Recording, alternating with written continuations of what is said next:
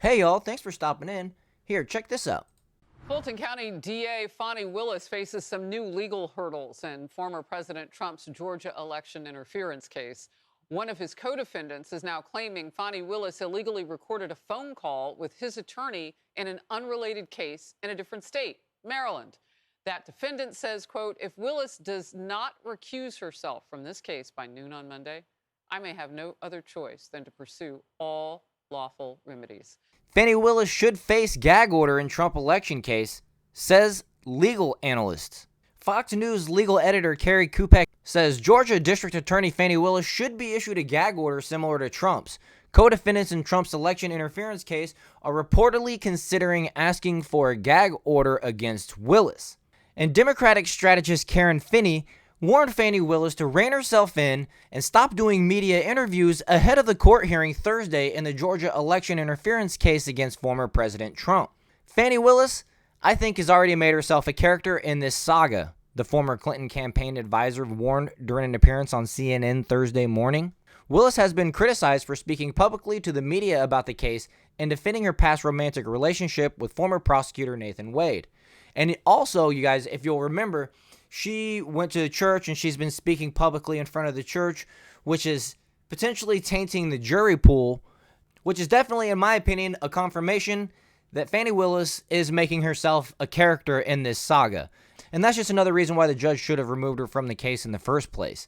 Not only was there conflict of interest with, hiring Nathan Wade and all of that, there was the appearance, certainly, which was the legal criteria, the precedent that had been set. And then also, not to mention the disrespect that she showed on the stand to the judge and the whole legal process. In my opinion, I feel like she would have came down hard on somebody that acted like her if she were in a case where she would have been prosecuting, right? So Willis has been criticized for speaking publicly to the media about the case and defending her past romantic relationship with former prosecutor Nathan Wade. She's got to bring it down and stay focused on doing the job for prosecuting this case. Finney scolded on CNN. I wish you would stop doing interviews and really focus on just prosecute the case and be very serious in the courtroom. No flair, nothing fancy, just the facts, ma'am. We'll see as this case appears to be starting back up here on Thursday. We're going to watch along as this case gets fired back up. So if you're interested in keeping up on that stuff, go ahead and hit that subscribe button. Maybe just like the video and give me another chance to pop up in your feed later on potentially, right? This other article here from Fox 5 Atlanta. A co-defendant in Georgia's election interference case against former President Donald Trump is threatening legal action against Fulton County District Attorney Fani Willis if she does not recuse herself from the case. Harrison Ford claims that Willis's office illegally recorded a phone call with his attorney in an unrelated criminal case in Maryland, which requires both parties to agree to be recorded during all in-person or telephone communications. In a video posted to the social networking platform X, Floyd claimed that Willis was targeting him to further a racist agenda. Deep down, she wants to make me pay for what she feels is a betrayal to black culture, Floyd said, claiming that Willis has made the case against him and his co-defendants about race. Looks like we have a little video right here. Let's go ahead and play it. Last week, my attorney and I made it public that District Attorney Willis very likely violated the Maryland Wiretapping Act, which is a felony here in Maryland. As far as we are aware, DA Willis did not have a warrant, and the call was not made in furtherance of law enforcement because I was already in custody. She simply broke the law. The truth is, DA Willis did not like the public backlash she was receiving, and over the course of multiple calls, she tried to find a way out of the mess that she created. She also made the claim that I denied a consent bond, which is a lie. The truth is simple and quite frankly sad. DA Willis is blinded by her upbringing, which was deeply rooted in radical progressive ideology and racism. She has no problem weaponizing her skin or her office to further its aims. While my skin is also black, DA Willis identifies me as white and views me as a defender of white supremacists due to my political beliefs. Deep down, she wants to make me pay for what she feels is a betrayal to black culture. Her words and actions consistently demonstrate a hate for white people and a need to make this case about race. She has disrespected Judge McAfee and defense attorneys because of the color of their skin. It's racist and it's wrong. After my attorneys finish working on the appeal Judge McAfee granted, we will bring a motion asking the court to exercise its judicial power on equal protection grounds, because racism in any form is wrong. I, along with a lot of you, would like a speedy resolution. However, this is more than likely going to take time due to the district attorney's unprofessional, overly aggressive, and untruthful nature. Let me be clear that this is not an effort to delay justice or attack the district attorney because of her race or sex. It's because she actually broke the law in the same manner she's falsely accusing me of.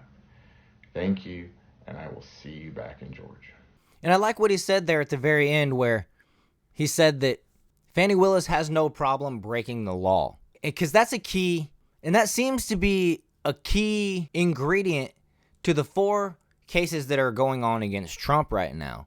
Corrupt Judge Engeron, who declared that Trump basically defrauded the bank without any trial, without any defense, just went ahead and made the declaration that Trump defrauded the bank and owes the money that he owes. You have Fani Willis, you have Letitia James. All of these people don't seem to be on the up and up if you go and dig into their history. Or at least you could very easily find someone with better qualifications.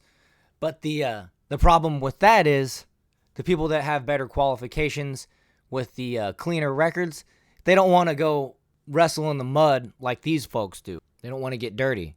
But continuing, Willis has been criticized by the judge overseeing the case in a ruling over a speech at the Atlanta church in January in which she claims she and Nathan Wade, the former special prosecutor on the case, whom she had a romantic relationship with while he was still married, they were both being scrutinized because of their race.